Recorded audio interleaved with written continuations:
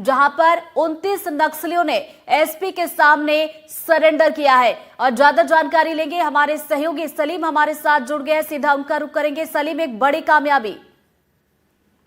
जी बिल्कुल, नक्सलवाद के खिलाफ एक बड़ी कामयाबी सुकमा पुलिस को फिर से मिली है और सुकमा पुलिस लगातार नक्सल मोर्चे पर लगातार उपलब्धियां हासिल करते जा रहा है। हाल ही में जो समर्पण हुए उसके बाद ये जो समर्पण है ये बहुत खास इसलिए भी है क्योंकि जो गोगुंडा का जो इलाका है, जो पहाड़ी इलाका है, जो 45 सालों से माओवादियों के कब्जे में रहा है, माओवादियों का गढ़ के रूप में जाना जाता रहा है, वहाँ कैंप खुलने के बाद अब नक्सली खुद अपने आप कैंप चलकर पहुंच रहे हैं सरेंडर के लिए। तो ये बहुत बड़ा बदलाव देखने को मिला है।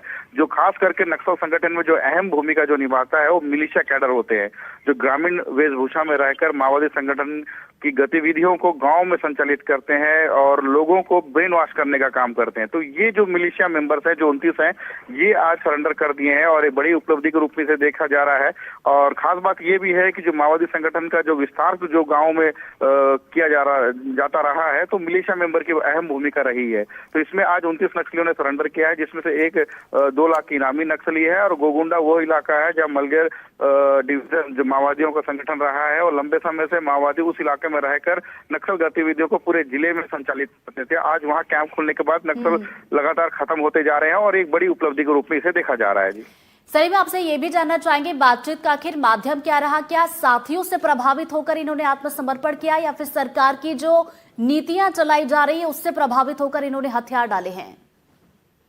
देखिए, ये जो इलाका है माओवाद, जो गोगुंडा का इलाका है, माओवाद संगठन के बस में रहा है। माओवादियों के संरक्षण में कई सालों तक जो मूलभूत सुविधाएं जो ग्रामीणों को मिलनी चाहिए सरकार की तरफ से, उनसे वंचित रहे हैं।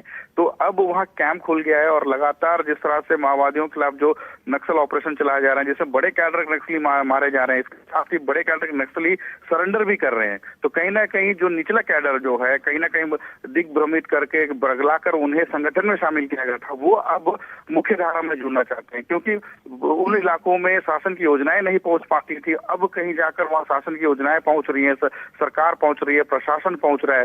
तो एक आस इनके दिल में भी है कि कहीं ना कहीं अब जो सालों से जो सुविधाएं नहीं मिल पा रही थी, पानी, सड़क, शिक्षा, अब उन्हें मिलने लगी है। तो कहीं ना कहीं ग्रामीण अब सरकार के पक्ष में आकर काम करने को तैयार हो गए हैं, मुख्य धारा में जुड़ गए हैं। तो बिल्कुल यही वजह है कि लगातार हम देख रहे हैं कामयाबियां मिल रही हैं और उसी कड़ी में आज एक बार फिर से कामयाबी मिली। बहुत बहुत शुक्रिया सलीम आपका तमाम जानकारी के लिए।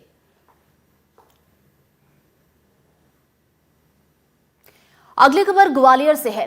ग्वालियर मेले में गाड़ियों की खरीद बिक्री पर सरकार ने बड़ी छूट का ऐलान किया है।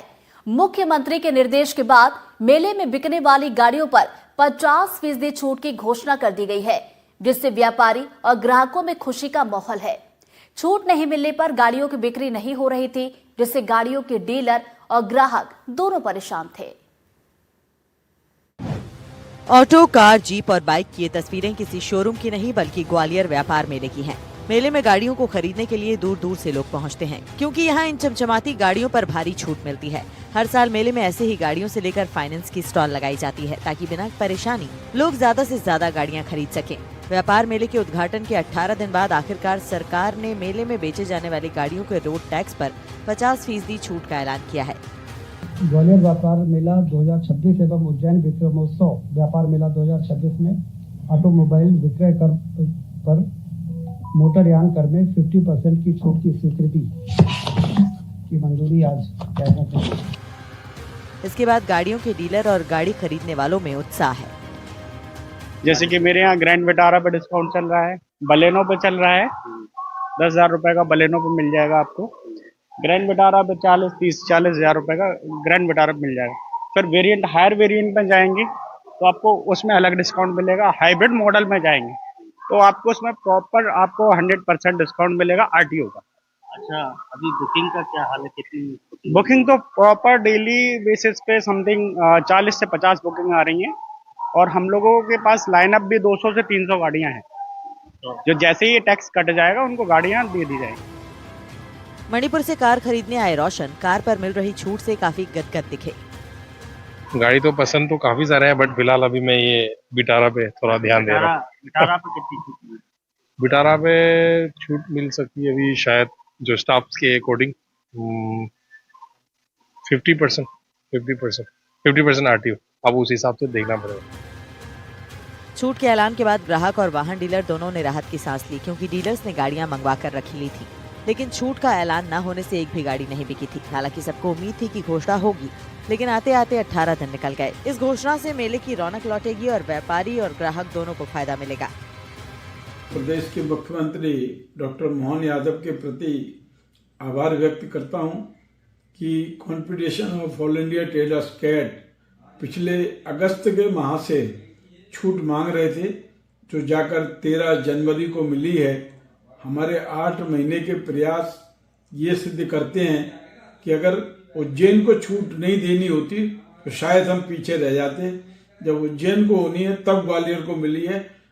मेले का उद्घाटन 25 दिसंबर को माननीय गृह मंत्री भारत सरकार ने किया। छूट 13 जनवरी को आई है।